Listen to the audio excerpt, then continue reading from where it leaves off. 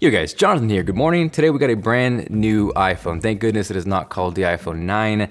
That would have been a little confusing. This is the follow-up to the iPhone SE. It is technically called the iPhone SE second generation, but to make it simple, we'll call it the iPhone SE 2, and here's a quick rundown of everything you need to know.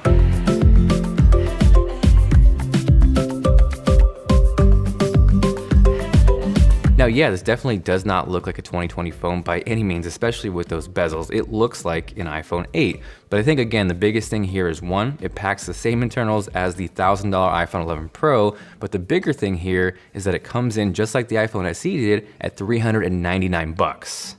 That is a big freaking deal. It's with a base storage of 64 gigabytes, which isn't the best, but it's also not awful. I think the best value is going to be the next step up where you can double that storage for $50 more. That then there doubles at 256 gigabytes if you want to have the maxed out iPhone SE 2. And to keep it simple, there are three colors: black, white, and product red. So again, the best way to look at the iPhone SE 2 is iPhone 8 body with the iPhone 11 Pro internals. And from what I understand, it is the exact same A13 Bionic, no underclock. It is full power, the same chip you're getting in their $1,000 phone. Just like the iPhone 8, it packs a 4.7-inch display with True Tones, so if there are any hopes for a 4-inch display refresh, I think we can say those dreams are sadly gone. With that, of course, you're not getting Face ID, so your option is second generation Touch ID using your fingerprint, and weirdly, almost full circle, that's gonna be really useful in these weird quarantine times where wearing a mask actually really messes with Face ID. Now, a couple differences with the iPhone SE 2 compared to the iPhone 11 or 11 Pro is one, there is no ultra wide angle lens, just a single wide angle, and also there is no night mode. So those are potentially two big things you're giving up with that price drop. Aside from that though, because again, most of the processing happens on that A13 Bionic, you're getting smart HDR, portrait mode, although much like the iPhone XR, because it's a single lens, that is limited to people and not pets, sadly.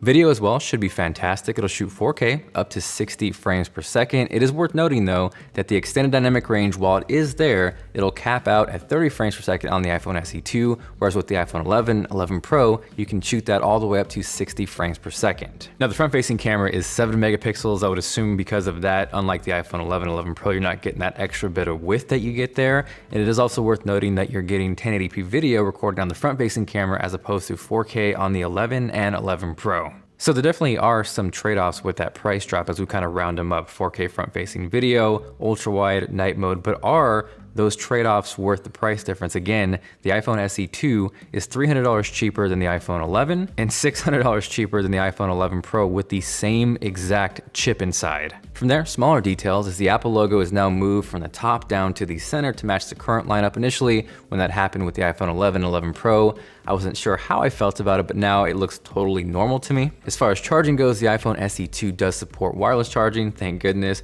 There is also support for fast charging, but in classic Apple fashion, you're gonna have to buy that separately. In the box, you're getting a 5-watt charger. Battery life should be on par with the iPhone 8, which I guess is okay news. I would have hoped for a little better performance there. There's gigabit LTE, Wi-Fi 6, dual SIM, eSIM, and it's also water and dust resistant. I believe pre-orders will start this Friday and then arrive April 24th. So yeah, that is the iPhone SE 2, or technically the iPhone SE second generation. I know a lot of people were really hoping for a follow-up to the 4-inch iPhone SE, but it looks like this is what we got. I know a lot of people are gonna have mixed feelings with this, especially in the era of bezel-less screens, pop-up cameras, all these futuristic looking phones, whereas this looks like an iPhone 8. But again, the biggest thing here, iPhone 11, 11 Pro internals, iPhone 8 body, more importantly, $399, I think it's gonna be huge. Thank you guys so much for watching. Drop a like if you're excited to check out an unboxing and review of this, and I'll catch you guys later.